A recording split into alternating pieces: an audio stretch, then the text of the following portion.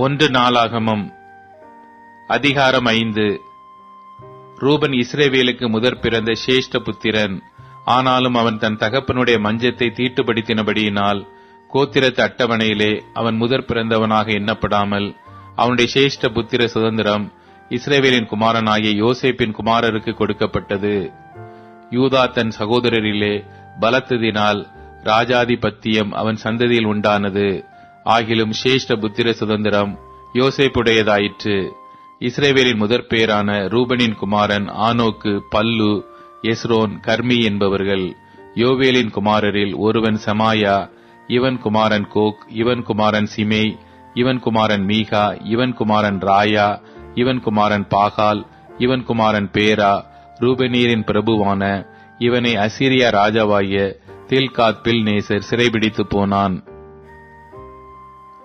தங்கள் சந்ததிகளின்படியே தங்கள் வம்ச அட்டவணைகளில் எழுதப்பட்ட அவன் சகோதரரில் தலைவர் ஏயேலும் சகரியாவும், யோவேலின் மகனாகிய சேமாவுக்கு பிறந்த ஆசாசின் குமாரன் பேலாவும், இவன் சந்ததியார் ஆரோவேரிலும் நேபோ மட்டும் பாகால் மெயோன் மட்டும் வாசம் பண்ணினார்கள்.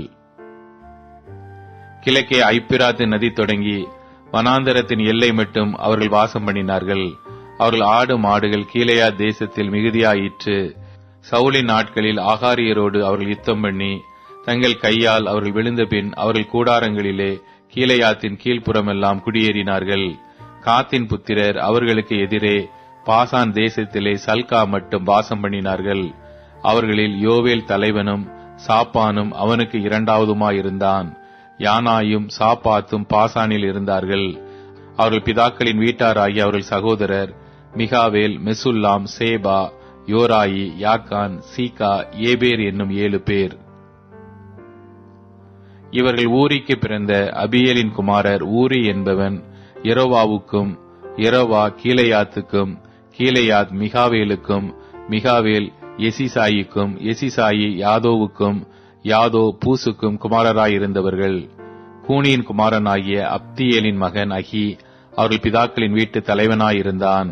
அவர்கள் கீலேயாத்தில் இருக்கிற பாசானிலும் அதன் வெளி நிலங்களிலும் சாரோனின் எல்லா பேட்டைகளிலும் அவைகளின் கடையாந்தரங்கள் மட்டும் வாசம் பண்ணினார்கள். இவர்கள் எல்லாரும் யூதாவின் ராஜாவாகிய யோதாமின் நாட்களிலும் இஸ்ரவேலின் ராஜாவாகிய யெரொபெயாமின் நாட்களிலும் தங்கள் வம்சத்து அட்டவணைப்படி தொகையேற்றப்பட்டார்கள்.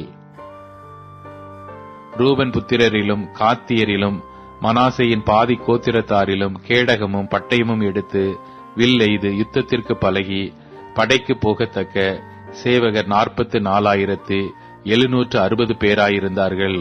அவர்கள் ஆகாரியரோடும் எத்தூர், நாபீஸ், நோதாப் என்பவர்களோடும் யுத்தம் பண்ணுகிற போது அவர்களோட எதிர்க்க துணை பெற்றபடியினால் ஆகாரியரும் இவர்களோடு இருக்கிற யாவரும் அவர்கள் கையில் ஒப்புக் கொடுக்கப்பட்டார்கள்.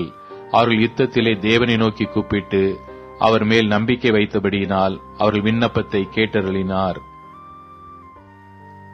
அவர்கள் இவர்களுக்கு இருந்த மிருக ஜீவன்களாகிய 50,000 ஒட்டகங்களையும் 2,50,000 ஆடுகளையும் 2,000 கழுதைகளையும் மனுஷரில் 1,00,000 பேர்களையும் பிடித்தார்கள்.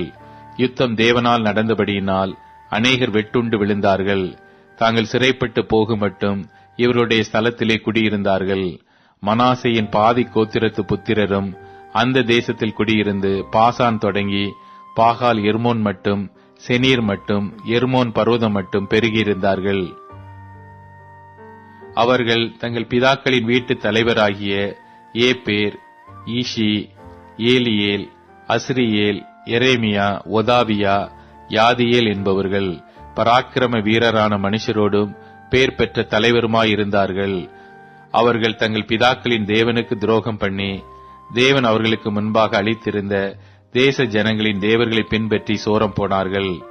ஆகையால் இஸ்ரவேலின் தேவன் அசீரியா ராஜாவாகிய பூலின் ஆவியையும் அசீரியா ராஜாவாகிய தில்காத் பில்நேசரின் ஆவியையும் எழுப்பினதினாலே அவன் ரூபெனியரும் காத்தியரும் மனாசேயின் பாதி கோத்திரத்தாருமாகிய அவர்களை சிறைப்பிடித்து இந்நாள் வரைக்கும் இருக்கிறது போல ஆலாவுக்கும் ஆபோருக்கும் ஆராவுக்கும் கோசான் ஆற்றங்கரைக்கும் கொண்டு போனான்.